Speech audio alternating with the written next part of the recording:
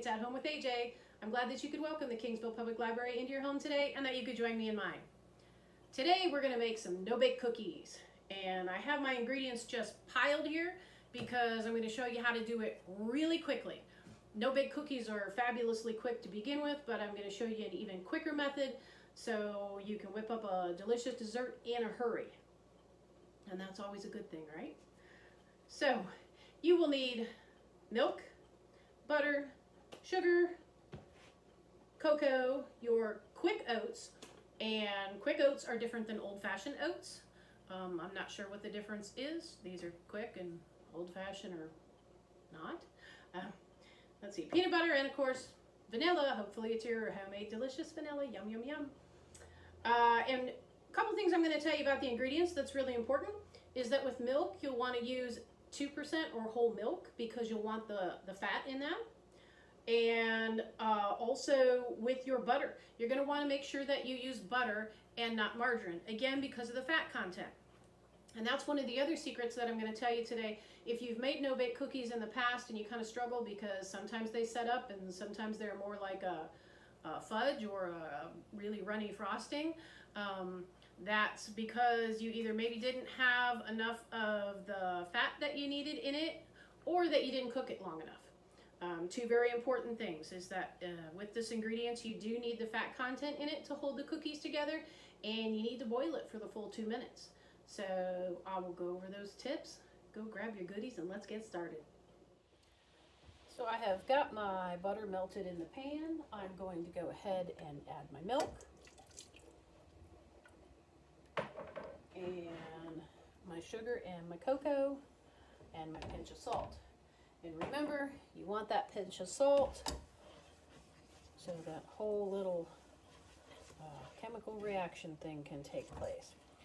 And again, that's why you don't want to substitute any of the ingredients in this recipe because you'll want the fat content of that butter, as we talked about before, and the fat content of the milk. And the other important thing that we're going to do here is once our ingredients are all combined and melted, we're going to up the heat on this until it boils. And once it boils, we're going to boil it for a full 2 minutes.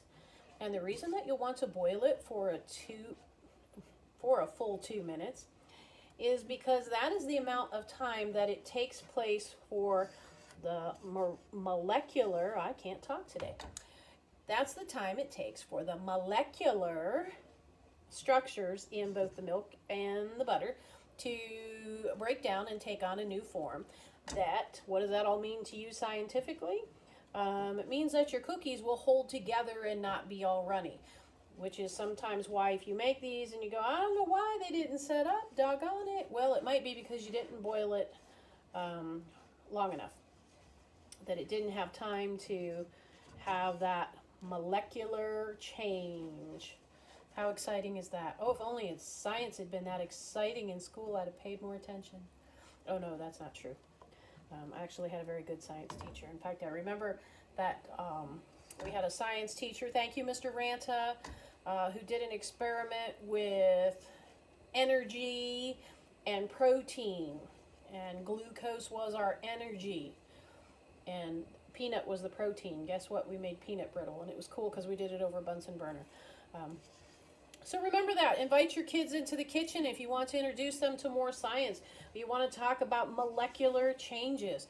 Do it over a pan of no-bake cookies. Who doesn't want to listen then, right?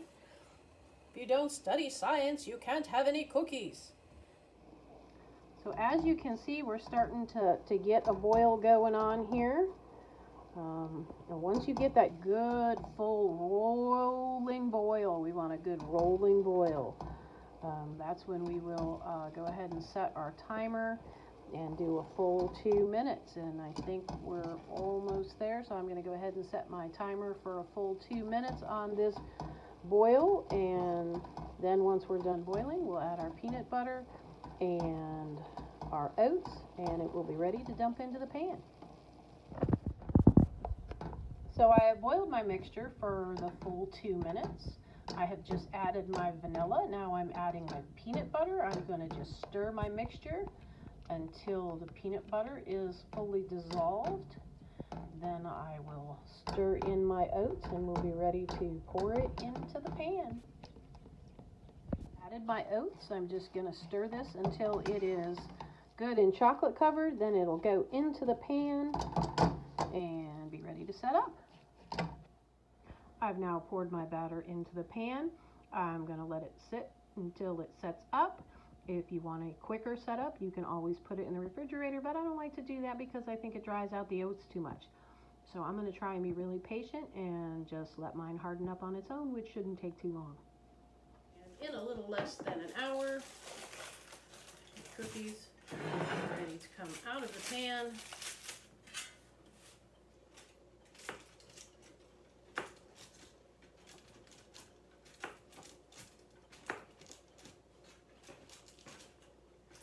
And they are sliced up and ready to go. Thank you for welcoming the Kingsville Public Library into your home today and for joining me in mine. If you enjoyed this video, please like, comment, and share so that your friends can become our friends. If you tried this recipe, please post a picture in the comments. And we'd love to hear your feedback. You can email us, reference@kingsvillelibrary.org. Please stay safe, stay well, practice that good social distancing, and we'll see you real soon.